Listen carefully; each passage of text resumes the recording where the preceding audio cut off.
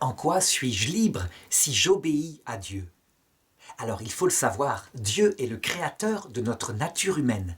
C'est lui qui l'a faite en 4 degrés de vie, biologique, fondamentale, qui se développe jusqu'à maintenant, et dans l'enfance qui est particulièrement importante, psychologique, avec les sentiments qui se mettent en place par l'amour et l'autorité, les repères que nous avons reçus de nos parents.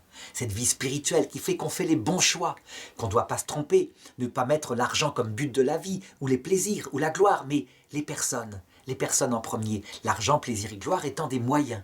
Et enfin, cette vie mystique qui fait qu'on sait ce qu'on fait sur terre, qu'on a la sagesse, parce qu'on sait qu'on se retrouve de l'autre côté.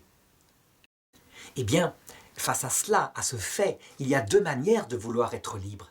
Il y a ceux qui cherchent la liberté en premier, comme le but de leur vie, et qui du coup ne supportent pas toutes les contraintes qui viennent limiter cette liberté, à commencer par cette nature humaine qui nous est imposée. On est homme ou on est femme, etc.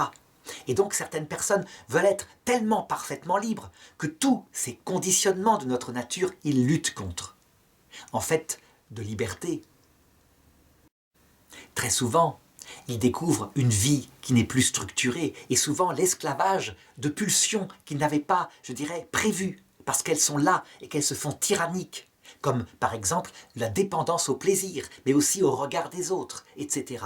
Finalement, il peut sortir de là un véritable esclavage. Obéir à Dieu, en quoi cela rend libre? Eh bien, parce que Dieu, dans sa parole, commence par donner ce qui correspond à la nature humaine, ça veut dire l'ordre des choses.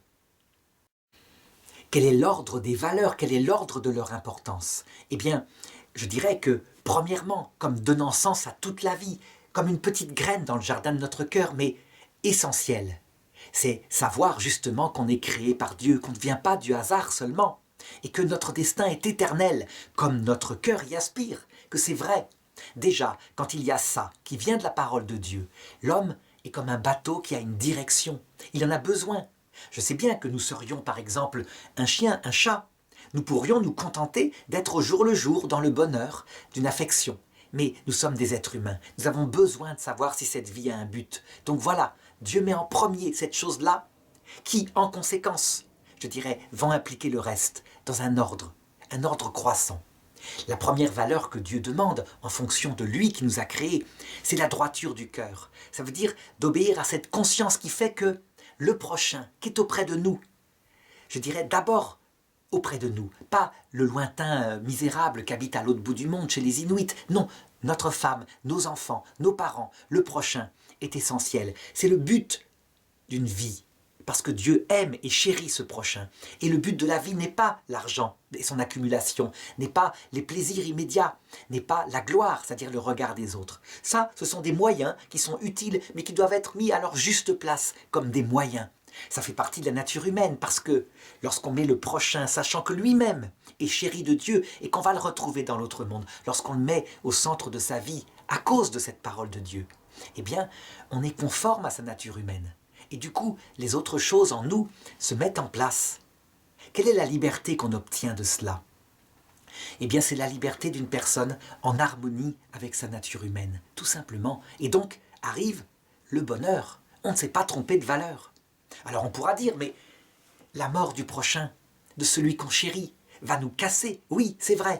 Mais la parole de Dieu, elle promet que ça a un but, que cette terre n'est qu'un passage et que la séparation est très provisoire, que la vraie vie est de l'autre côté, si bien que, fortifié par le fait qu'on ne peut jamais être séparé de l'amour de Dieu, il est toujours là, eh bien on ne perd pas son prochain non plus quand la mort arrive.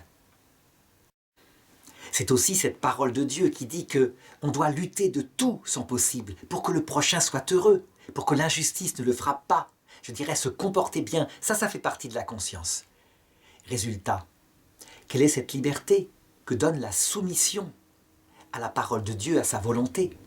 Soumission qui est partagée, je dirais, par la plupart des religions du monde, mais qui, dans le christianisme, prend une dimension en plus d'amour envers une personne, la personne de Dieu. Eh bien, cette liberté, c'est celle qui existe quand on a trouvé le bonheur. Et véritablement, c'est beaucoup plus fort que de faire ce qu'on veut quand on veut et d'être dépendant de toutes sortes d'angoisses.